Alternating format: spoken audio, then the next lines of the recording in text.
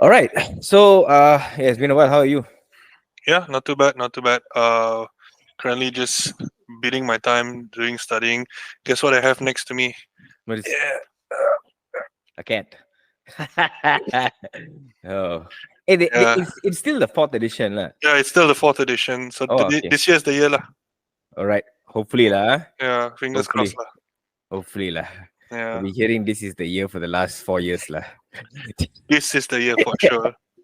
Yeah. I already sent in my credentials to be confirmed with Oh, the nice, nice, NCSA. nice. So they said it's accepted. So now I just need to study hard and set a date. So I'm planning to do within the third quarter of the year. Enough time. I see. I see. You do know that you have to actually sit for the exam in a particular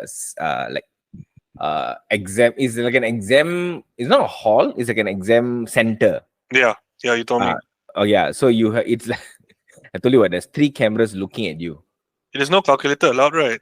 No calculators allowed. Basically nothing. Like you're going in with whatever you wear, and that's it lah. The pen paper don't have. Nothing. Everything will be given to you there. Okay, That means basically you cannot bring anything in. okay. Phone Bring also your gonna bring phone. in lah. Nothing. Even while the exam is going on, you're allowed to exit and like go have coffee or whatever it is, Mm-hmm. but you're not allowed to like go. Your pen and paper, your belongings will be in a locker, which you won't get access to until the end. What do you mean you're allowed to go out and have coffee during the Okay, exam? so it's a 3 hour long paper. Yeah, Okay, so say after like 90 questions, you are tired. yeah. If I'm not mistaken, there is a short gap between the scientific part and the practical part. They Okay, give you like a short break. I think it's like a 10-minute break or something like that. okay, I think at that point you can go have coffee. okay, There is like coffee and everything outside lah. okay. You can like relax yourself before you go and I see. So that's how the and the thing is you have a couple of people sitting not the same exam, probably some different exams, but all within the same room. Okay. So that's how the setting will be, and you know the results immediately the moment you click send. They'll print it out on the other end. Got it. Yeah, so you know you pass or fail, or you need to pay 1,500 again lah. Oh man, that stinks. Yeah, it's okay. Do it. I mean, if you're prepared, I don't think there should be a problem lah. I think you should be okay lah. I mean, Yeah. you've already studied enough. Yeah, You'll yeah. figure it out. Man, everything else except the physiology and the biochemistry part is the tough part lah. I don't think it's as hard as it sounds. I mean, like, you're good at your macros and those kind of things. So these are things they will ask you. Physiology is not out of the blue lah. You know, it's going to be basic physiology that you learn through like early physiotherapy. Okay. So I don't think it'd be something that you'd be too tasky for you. It'd be like difficult for people who come from a very like engineering background, and then Yeah. yes, it'd be a problem. But like for you, you know what muscles are, what actin is, myosin is, and all that. You'll be fine. Okay. All right. So as we're talking about NSCA and CSCS, today I thought it would be a good time to actually talk about a particular topic that I think will be helpful in this setting for coaches instead. Okay. So it is in relation to coaching per se. And I think both of us have been in the coaching realm for pretty long. And we probably have done this in the past, and maybe we have gotten better with how we handle this particular paradigm of coaching. And what I'm going to discuss today is overcoaching. Overcoaching. Yeah, overcoaching. So coaching is definitely a large part of coaching is the art of coaching. And I mentioned this before. We have discussed the intuitiveness of coaching and how a coach has to make decisions on the fly and those kind of things. Okay. Now, when it comes to coaching is not just giving a bunch of instructions. Okay, coaching is not just writing plans. So it depends the setting of coaching we're talking about. So now in this particular setting, I'm talking about maybe either one-on-one coaching or in competition setting. So these are two situations that you'll see coaching being applied in training and during competitions. Okay. Okay. Now with coaching, the cues that you give, timing is key. Timing is the timing is very, very important. The context is even more important. So coaching becomes extremely strategic when you talk about the timing and the context of that particular coaching method or cueing method. Okay. So in some situations, sometimes you realize that the best thing for a coach to do is to say nothing at all. Okay, and I will discuss what I mean by say nothing at all in the next couple of minutes or so. So when when it comes to overcoaching is when a coach tries to implement too many forms of communication at once. You know, like you're trying to just bombard the athlete with way too much information in a very short period of time, and this makes the athlete have a hard time to actually comprehend what you're trying to say in the first place, and secondly try to respond to what you're trying to say. So for instance, if you look at let's take a powerlifting meet. Okay. Now, in a powerlifting meet, you'll see a coach. Okay, just before the athlete walks up to the podium or the platform, the athlete is you give your pep talk to the athlete, right? Then, as the athlete walks on the platform, okay, and then say they're doing a bench press, for instance, okay, then you hear this coach say, "Okay, hands, hands, hands. Okay, now get your back tight, get your back there, pull your legs back, pull your legs back. You know, all right, all right. Feel your lats, feel your lats. Okay, okay, slowly, slowly. You see this, and you see this athlete like you can see the nervousness in the athlete, like the hand is not right or my leg is not right. Am I getting my lats right? Am I adducting too much? Am I abducting too much? Is my arch right? And all these things. So many things is going on in that moment. So when you throw this many, like there is so many cues at a particular athlete, when they're already in that scene, it begs the question: did you even train this athlete properly? You know, the fact that you're giving instructions on the day of competition. You know, Exactly. exactly. So yeah, so you understand where I come from when I'm talking about overcoaching. Yeah, All I right. do. So if you throw, you know, if you throw so many external cues at this athlete, their internal cues go all haywire. They don't know what they're feeling anymore. They don't know whether what they're feeling is right anymore, and this becomes a problem. So what ends up happening is your athletes overwhelmed with the amount of information being bombarded at them, and they're probably gonna bomb the particular lift. Okay, or it's gonna what's supposed to look like an RP8 might look like an RP11. You know, like a horrible grind or something like that. And when the athlete could have just probably done it well anyway. Okay, so this can be a problem, say in competition. In training, on the other hand, you'll see these coaches that try to overfix technique. Okay. You try to give way too much cues to an athlete, and this becomes a problem because it becomes a deterrent to progress. Now, in this situation, I'm not talking about someone who's a beginner.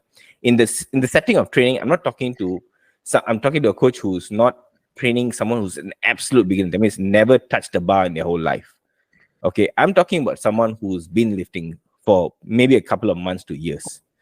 Okay, and they're coming to you for an additional pointer or an expert opinion on how they can improve probably the technique more, and so on and so forth.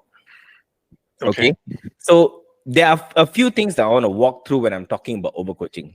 All right. So the first thing that I want to discuss here is you are their coach, not their personal butler or babysitter.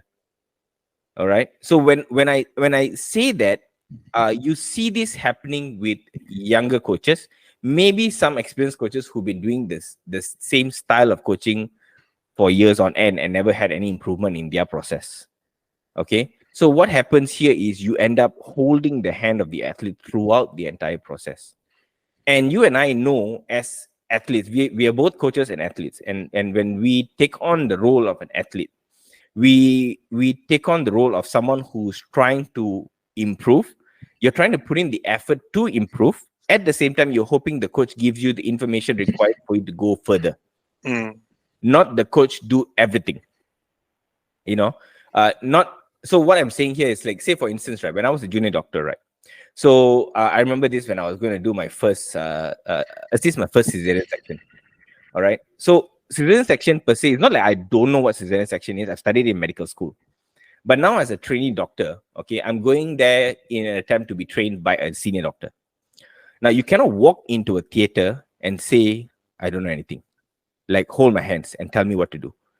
Okay. So your senior is going to come to you looking for you to know some things before you even walk into the theater. So what I would do initially was, if I know tomorrow I'm going to be preparing for a cesarean section, I'm going to be in the maternity OT, I will the week before already start preparing, like start reading up how Scissoring section is done, what are the instruments in a Scissoring section, watch some YouTube videos of how it's done. If there is some, there will be some educational videos about it. So you have a rough picture of how this process is going to be like. Okay, because when the Scissoring section is happening, the person has no time to teach you that this is a Doyen's retractor, this is an Armitage, this is this. There's no time for that. They're gonna like Doyen retractor. You're supposed to know what that is. Okay, their idea is for it to for them to teach you the flow, how things progress, and you already have to come in with some knowledge of what things are. They don't Mm. expect you to get it perfect on day one, but they expect you to be satisfactory.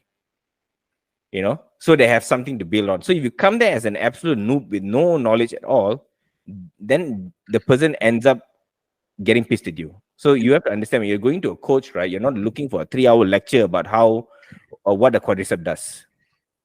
You're going there to improve your squatting technique, for instance. So that means you already squat with a particular technique, and you want the coach to give you some pointers that could have made your technique a bit better, maybe less leakage of energy when you're doing your squats, and so on and so forth.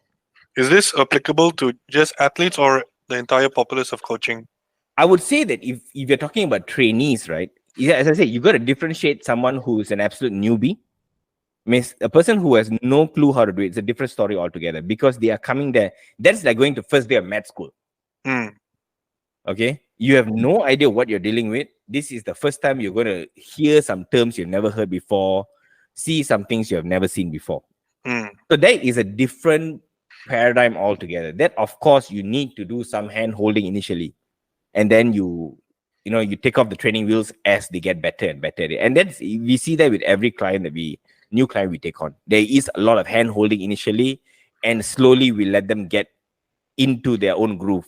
And if you understand, like both of us when we coach, right, we're not looking for perfection. We're looking for satisfactory. Mm. And perfection, we know, comes with a bit more practice. Correct. So what I'm trying to say here, the athlete should actually make an effort to make some decisions and present their thought process to the coach, and the coach builds upon that. Don't come in as a blank slate and expect the coach to do everything. Mm. That is not coaching. That becomes babysitting.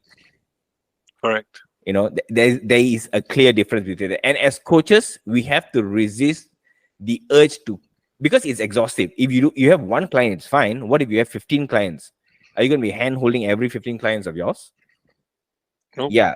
So that becomes an impossible task, and you are not going to get job done if you're going to start hand holding everybody. Correct. Yeah. All right.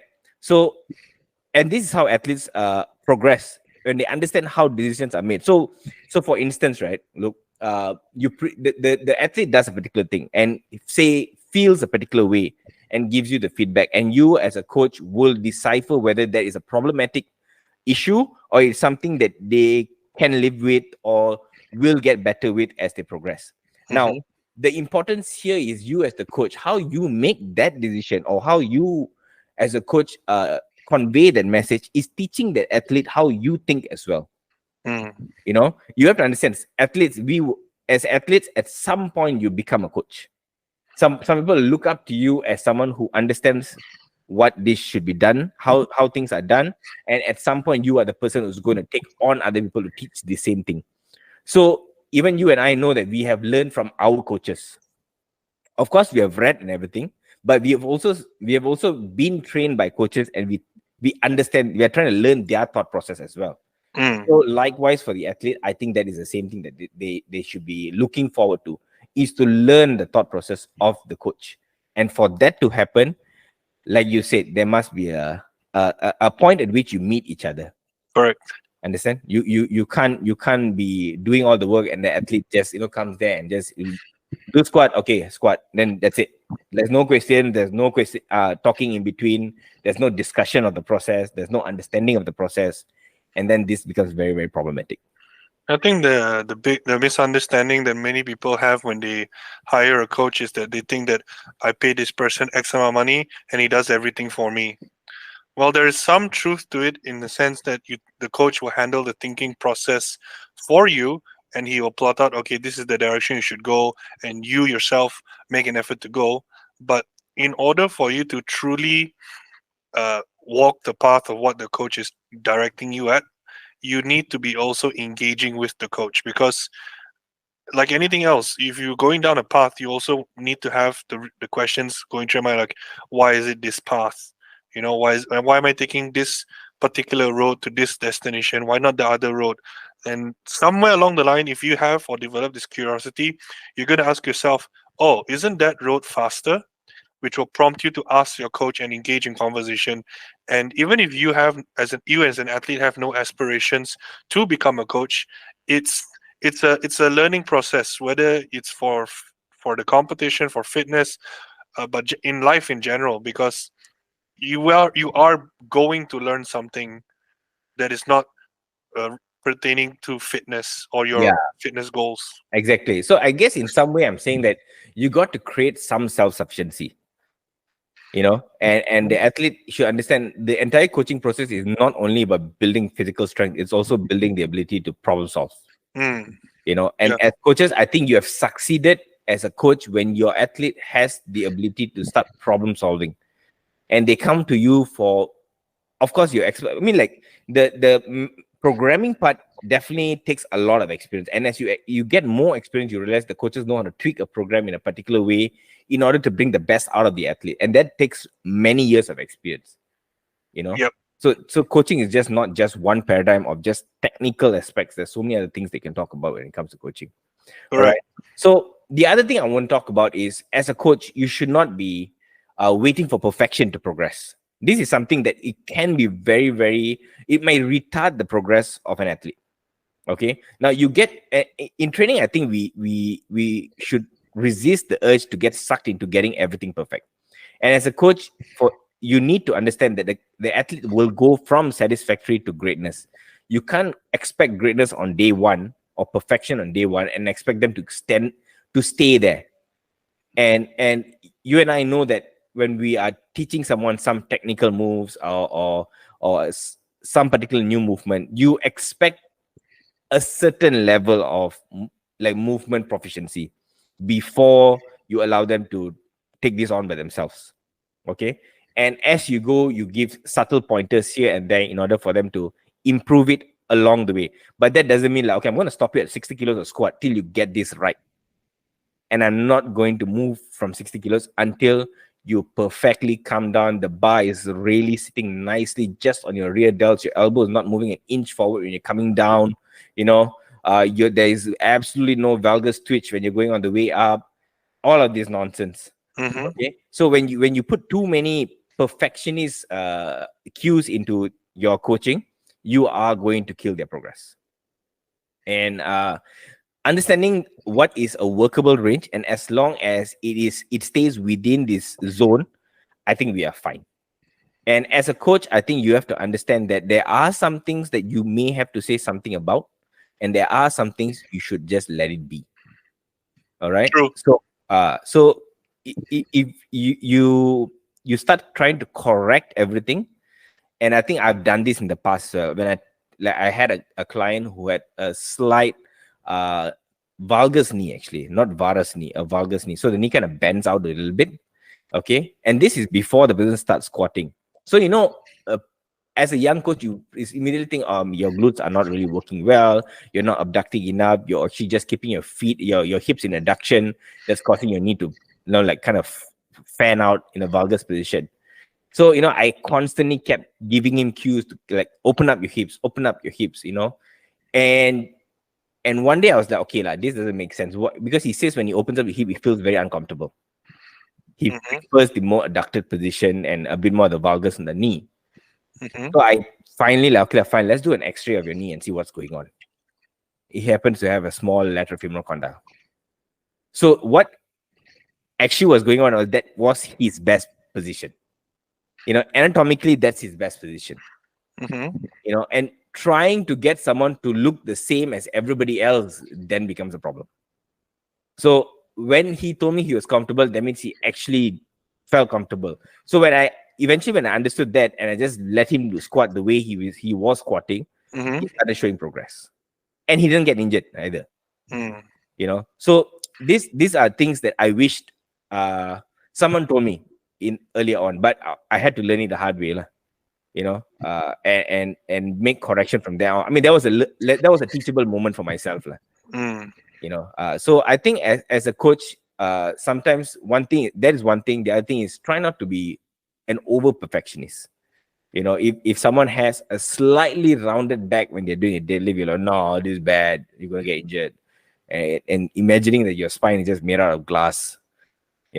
So the spine has the ability to withstand a lot of rounding before it becomes dangerous. And what this a lot is the workable range that I'm talking about. Mm. And if it goes out of the workable range, then I think it's about time you say something about it. And as long as they're showing good progress, not getting injured, the movement looks 90% good, I wouldn't say anything more than that. What about yourself? What do you think about this issue of waiting for perfection? I think that it's a common problem that a lot of new coaches tend to face. They're taught they're taught the textbook way of correcting form, or when they're studying about it, they assume that everyone should always squat, bench, and deadlift a specific way according to what if they've read. And I don't really blame them, because for the most part, they don't have the confidence to venture outside of what they were taught. They don't have the confidence to challenge the norm. It's usually something that comes with experience over time, or if you are brave enough to challenge the norms. If you're someone that thinks that there has the other way to adjust this person in front of you, which usually comes when they've hit a wall. Like, for the most part, whatever they've learned or whatever they've been taught can apply to, maybe, say, let's just give a rough like an absurd number. Let's just say 90% of the population. Mm-hmm. And then over the course of their career, they are going to eventually coach the people in the 10% populace. And that's when they start to realize that whatever they were taught or learned isn't working. And that's when they start to go outside of their norms. Mm-hmm. Unfortunately, we should have a better educating system whereby we do teach, like, students to actually think for themselves and not just refer to the textbook, Mm-hmm. So I think that's what you and I have also been trying our best to do with barbell matchas as well, is to be able to tell and spread the word that there is always more than one way to skin the cat safely. Yeah, maybe we should use bake the potato lah. Yeah. Some cat people will be just like, what? Yeah. So yeah, I mean, with everything, it always depends. If you look at someone squatting and their hip is shooting all the time, then definitely you have to say something lah. It's about time before the bar folds them over. Mm-hmm. So if you see that at the get-go from a warm-up, you see the hip is already starting to shoot, that is definitely something that you have to fix. You can't wait for them to really have some really heavy loads on their back and then you see them being folded by the bar. Correct. That is something that you have to address. So yeah, again, so it really depends on your acceptability of what this range is. If you think it's really going to be a problem, if you keep letting them do this particular technique, then definitely you have to say something about it. Now, with my third point would be precise with your cues. That means what you say to an athlete, especially in competition, all right, needs to be precise and to the point. Now, in training, after the process of showing once, so like when I was in orthopedics, we have this saying: I will show you once, you do it once, then you're on your own. So you get to they show you once, okay, this is how it's done, watch. The second one, you do it, I will watch. The third one, and if they're happy with how you've done it, you're on your own. Holy crap. Yeah. So you get like literally 2 tries. Okay. So if say the first supervision didn't go so well, they give you some pointers, then you go and do your next case and they're going to watch it again. Okay. So then they will decide whether this he or she is actually up to par to actually understand how things are done. So of course there are some things that you have to see more than once. Mm-hmm. Doing a total knee replacement, that's not easy. You could have seen 100 before they let you be the first assistant. And now I'm going to show you how it's done. You have to be a second, third assistant a few teen times. I think I've probably seen like 50, 60 before the surgeon said, okay, now you can be first assistant. Mm. You know, so you go up the hierarchy. But with coaching, I guess it's a bit different. You show the athlete. Okay, say for instance, bench press. All right. So you want to teach one particular, and you know, a lot of people say the bench press is technical. Some people say it's not so technical.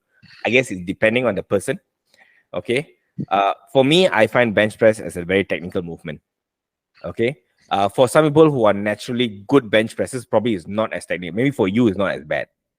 You know, because you probably have gone to the point where it's like riding a bicycle. Mm. You know, I'm still on the way to like it's feeling like it's riding like a bicycle. Okay. Okay. Because you have to understand that I came from a bodybuilding background where no one cares how you bench press as long as you push some weights for empty number of reps and your chest looks big. Mm-hmm. So you know. So yeah, so with athletes, sometimes I feel like when it comes to the bench press, right, I try not to give all the cues at one go. Like don't try to teach how to use your lats at the same time as teaching them how to arch, the same time as teaching them how to use their leg drive and everything. So I think you have to put precedence to what is important in the hierarchy of things that will get the bench press going. And if you ask like people like I think Alexander Bromley, he's one of those people that feels like the leg drive is given way too much emphasis compared to the upper body. You know, like for instance, if you do a Larsen press, if you can do a very decent Larsen press, you don't need your legs actually technically. Mm-hmm. The leg drive kind of helps you get a bit more out of it. And putting all of the emphasis on the leg drive becomes a problem when the real issue is actually up top. Mm-hmm. So sometimes I think as athletes, as coaches, you want to be very, very precise when you give these cues and when you want to teach a particular thing. So get them to improve the things which are going to matter the most. Maybe 80% of the bench press comes from the everything up top.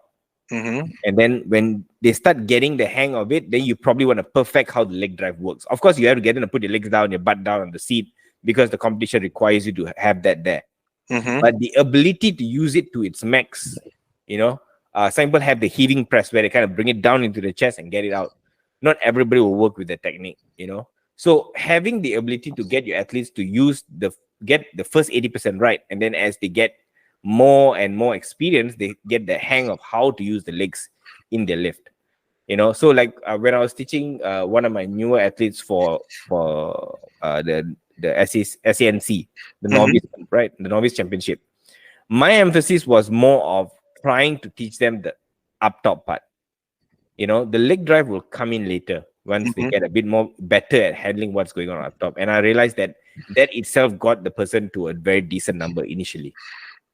And of course, it's going to be a working process in the years to come or the months to come. I will improve how I give my cues to them. Now, the other thing I would like to say is sometimes your cue can be short forms. I'm not sure whether you've before, like some shout hips or some people just shout elbows. They don't really say way too many words more than that. Like the athlete, you and the athlete understand your language. Yeah. When you say hips, the athlete understands what you mean by hips. Okay. So it's the external internal cues. Exactly. So for example, you say elbows. exactly what you're saying. Yeah, those are your external cues. So for instance, you could say feet, and that could mean that you're asking the athlete to push the ground away, for instance. You know, so that's an external cue. So it could be verbal, non-verbal. So I guess in the setting of powerlifting, it's definitely going to be verbal. There's not going to be much non-verbal unless you're right in front of the athlete showing something. You know, that's possible. On the other hand, I'm the kind of person that believes that you use all of these external cues or whatever you need to outside the setting of a competition. Yeah. And you're hoping in the setting of the competition, the athlete's internal cues kicks in. So, for instance, I am like one of the people that say, how do you actually feel for depth? I'm like, okay. So for me personally, I use the feeling I get in my knee and how my hamstring feels against my calves when I'm getting into depth. Some people use the hip cue. They feel in their hips. Okay. So some people feel in their knees, some people feel in their hips. So you have these two options that you can give to your athlete. And for instance, you look at them doing a video and it hits depth every single time in this particular, they get it to depth every single time. So the next thing you get them to do is to appreciate how they actually feel. Get them to kind of build a feeling of how depth feels like. And once they do it over and over again, I realize they actually build this ability to understand where their depth is. And that is the internal cues. Likewise for bench press, how tight you should go, how far you should bring your arms out, abducting, adducting based on the angle between the arm and the torso. That is actually a very feeling based thing, where Mm. you feel you're strongest. And this will only happen if you're done enough during training and you have told them that, okay, these are things that you want to feel. These are the internal cues you want to feel. And you feel like in this particular, say 60 degrees of arm abduction, they are feeling the strongest. Your technique looks really good. Your pause looks really solid. Your push from the chest looks really solid. And you get them to build that internal focus from there on. And I think that's how the best benchers can actually feel where they are. I know you are a person who benches really well. So what do you feel about this? No, definitely. I think that giving them cues is one thing, but teaching them how to feel what that is and connecting the two is how someone would successfully execute a lift. Because when someone comes to you and you tell them, okay, I want you to do, these are the cues I want you to do, but they need something to attach it to. You know what I mean? It's kind of like people who are practical and people who are visual learners. When you have one type of person that looks at it and can do it, but the other person would need to actually do it to be able to get good at it. So if you tell someone, okay, elbows, and then you tell them what the cues are, and you tell them, I want you to make sure that sorry, you don't tell them what you would feel, but you give them an example, and then you ask them to build their own. So for me, like what you said, when I'm squatting to depth, how do I know I'm squatting to depth? I can feel that my hips, the mass of my thighs, goes into my stomach, and I can feel that my bum stretches at the bottom just nicely. So that's the cue. I explain that to my client or my athlete, and they in turn will internalize it. And I tell them, okay, I ask them, do you have this feeling now that based on what I said? They say yes. I say, okay, show it to me. And then they show it to me, and then they get it. They get it right away. Or Yeah. sometimes they need a few times. The other way is I basically tell them, okay, I want you to squat to depth, and then they squat, they don't hit depth. I tell them, okay, go a little bit lower, and then they go lower, and they hit depth. I immediately tell them, okay, this is it. I want you to memorize this feeling. Can you memorize it for me? Then they say, okay, they practice, they have they memorize that feeling, what is it like, and that's how they learn. Yeah, exactly. So like for myself, when I'm talking about a bench press, right? That's another good example. Like some people don't understand how to arch. What do you mean by sink your shoulder, your scaps into the bar, into the mat or the bench? So what I do is normally I get my hands and I put it up on their traps, right? And I ask them to push their way back into my hands. To get that feel of sensation of how it's like to push yourself into something. So once they get a feeling of that, so I kind of hold their traps in position. I was like, okay, get into position now, unrack. So how this feels like, okay, maybe we do it again. So once they have that understanding of how that feels, then the next thing I'll say, okay, now it's your turn. You do this again, but you unrack on yourself and tell me how you feel like when you are trying to get into this position. So it's more like you get them to understand what it should feel like, then get them to do it on their own. And eventually you hope that from this non-verbal external cue, they start building internal cues from there, and that this will help them to go on to understand how they hold their arches. The other thing I would like to say is sometimes when we're teaching something, it's best to teach things in step format. That means like do A, do B, do C, do D, like push with E, and then you execute the movement. But in reality, the athlete will know that all of this happens in quick successions.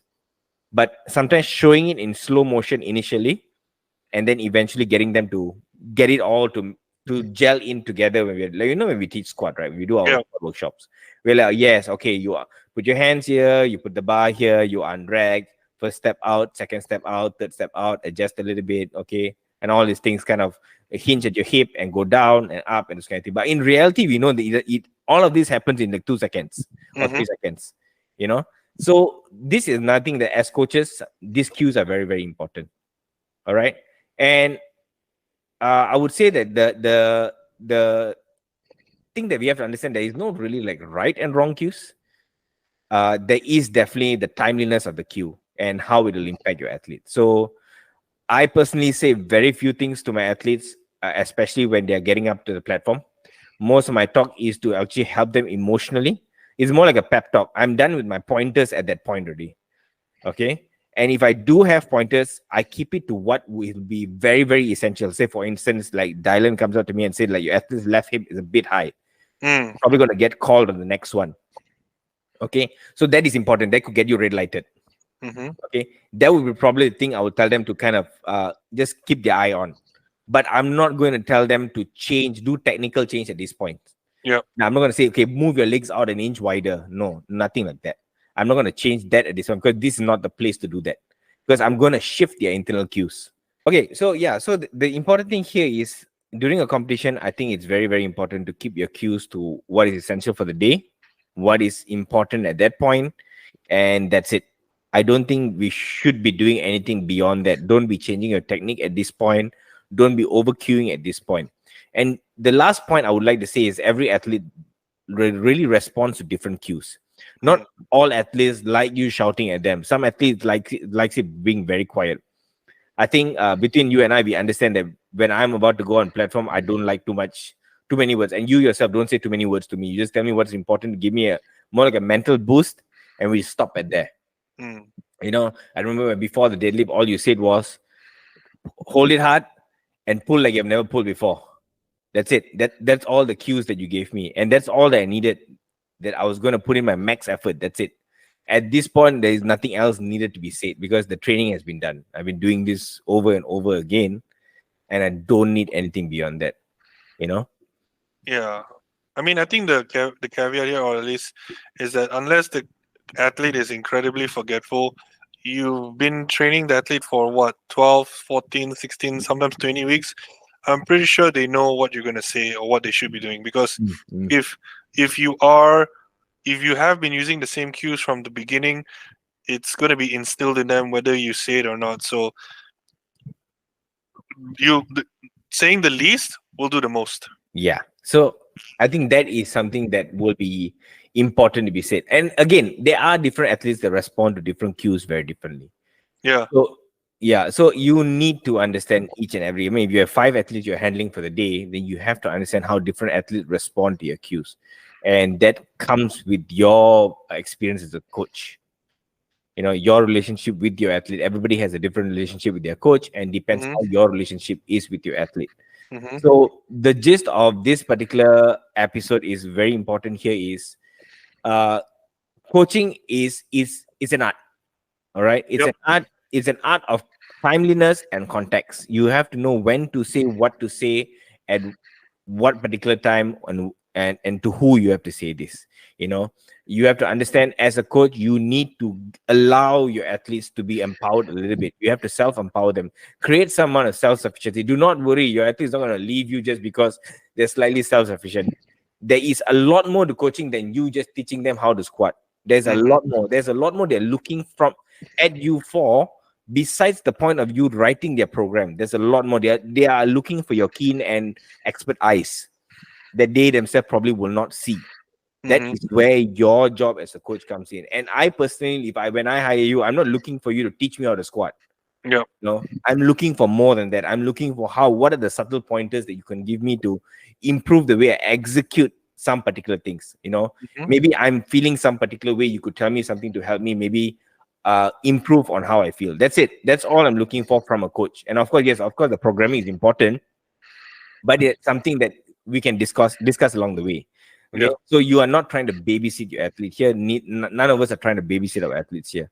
You know, and cues have to be precise, has to be depending on who you're giving it to, and resist the urge to over cue or over coach the athlete, especially during a competition. Yep. And my last pointer would be try not to be shooting for perfection every single time, because that in itself can be a deterrent to progress, and that is something that will kill the progress of your athlete. And as a coach, if you constantly do that, then they're going to start looking for somewhere else, for someone who can help them progress. Yeah. Exactly. All Well right, said. I think that's all for today. And Yep. if you guys have any comments, anything that you want to add on, anything you guys want us to discuss further, you can always put it down in our comments, and we will try to touch upon it. Thanks, guys, for watching. All right.